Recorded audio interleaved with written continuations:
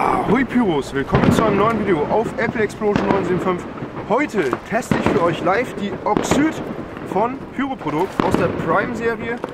Schönes dickes Ding, 61 Schuss im Kaliber 25 mm.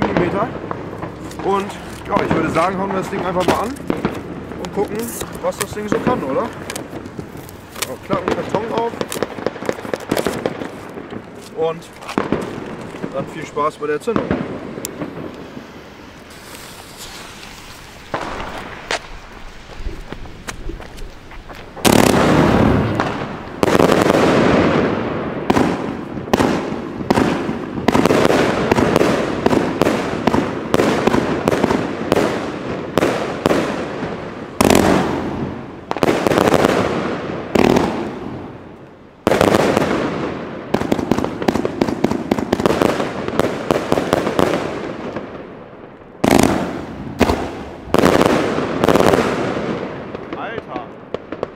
Das Ding ist ja unfassbar gut. Holy shit!